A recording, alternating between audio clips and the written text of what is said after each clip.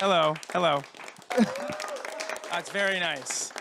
Very nice. Thanks, everybody. It's so amazing. I feel it's amazing. You know, that you go and audition for shows, and then you don't get a lot of them, and then you get one, and so that's already amazing.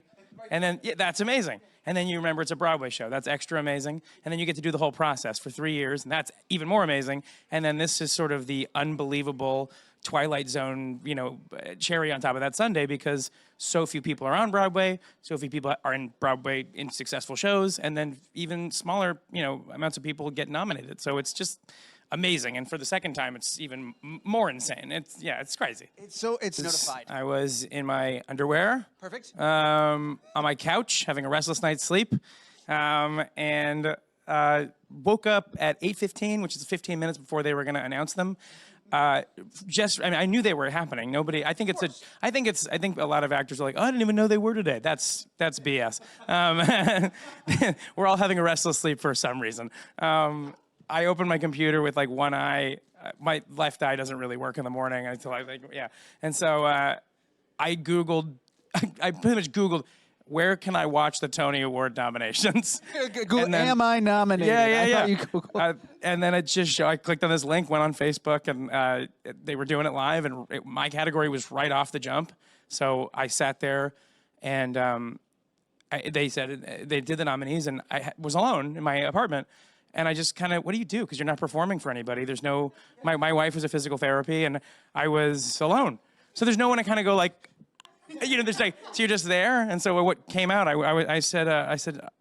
went, no way.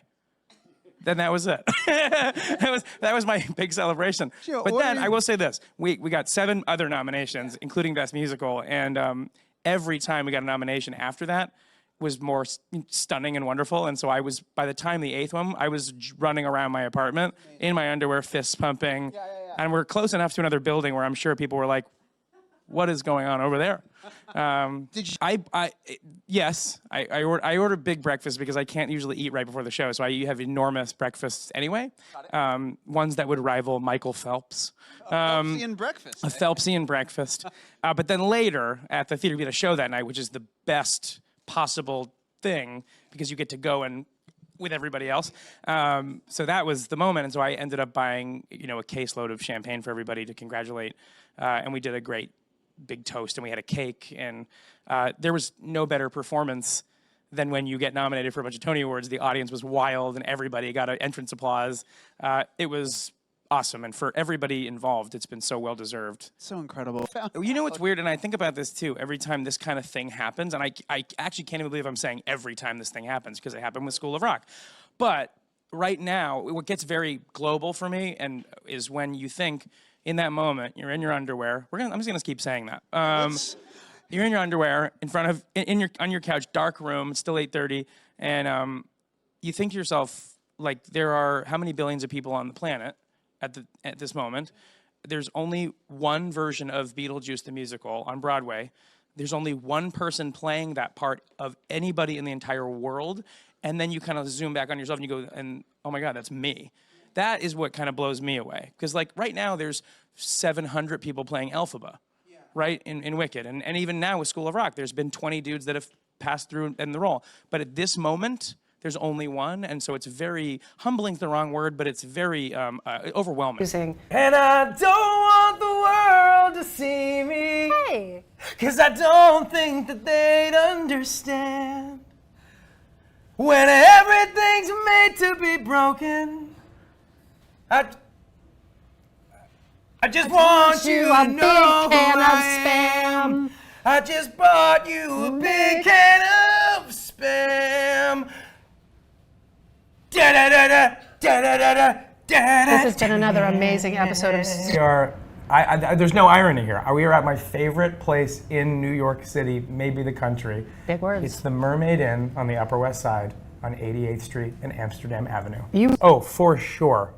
I can't hype this place up enough. Born in the Bay Area, grew up very, very short, thought I was gonna stay very short, had an extreme growth spurt where I grew like feet in a couple nights, hurt very much. Stop, I'm on the clock. And then I went to an all-boys Jesuit high school where I played baseball and lacrosse. Loved musical theater, did it, went there more than school, went to NYU, dropped out after 2 years. 10 seconds. Have started working since, haven't really stopped. Loved it. At one point when I was younger, thought I was gay, but I'm not. You have 5 seconds left. Maybe I'm still gay. Picks. These are some full highlights from this menu. Over here, this is tuna crudo. So I could eat this like popcorn at a movie. I would, a bucket of it at a movie, just. These are oysters. I will say, some of the oysters here taste like, and I say this in the best way, tastes like you're eating it off the side of a boat. It's like, which is, I love. They're delicious. These are Old Bay fries. They should be illegal that they're so good. Oh my God. And these are the best thing I've ever eaten in my entire life. They're lobster knuckles. They're chunks of lobster that are cooked essentially like escargot. Yes, I care to comment. When I was in elementary school, I made the teacher stop class so I could make an announcement. So the whole class paid attention, and I got up and I said, just so you guys know, I'm not Alex anymore. I want you all to call me Brandon. It's real. And I just said, so that's what's going on now. It's kind of everyone's calling me Brandon now. I'm coming out as Brandon. Yeah, everyone's calling me Brandon now. And then at recess, I was hanging out and somebody went, Alex, and I looked and I was like, ah, damn it. I was in 3rd grade. I think it was 3rd grade. And we're in gym class and we're in like the little note, like it's like a big like cafeteria, I think we're doing. And so it's all linoleum. Yeah. Yeah. And linoleum is a very important part of the story. Okay. Because nothing reverberates sound like linoleum. And I'm sitting there and I'm stretching. And I was stretching like with like my legs out like this. And I farted so loud. And but it was like in a point where like nobody was talking. I let out a very loud, disgusting, like old man, big gut beer guy fart. What did it sound like? What did it sound like? It was like, scab! Like that.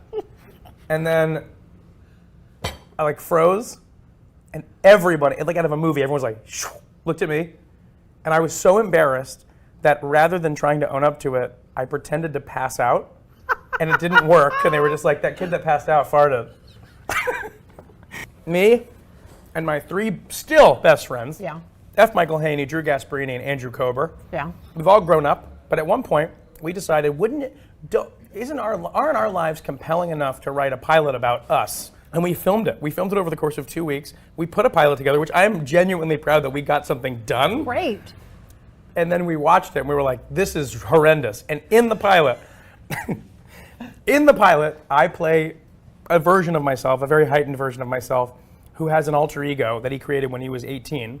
Was this superhero named Zabnot, oh my God, who wore all purple, had a Z on his chest. Zabnot was the name we all came up with in the room, and nobody said, why don't we think of another name?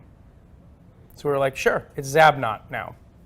I don't even know where you'd be able to find this pilot. I know it exists. Actually, I know where to find it. And I'm telling you right now, F. Michael Haney, do not release the pilot. I make money doing that voice.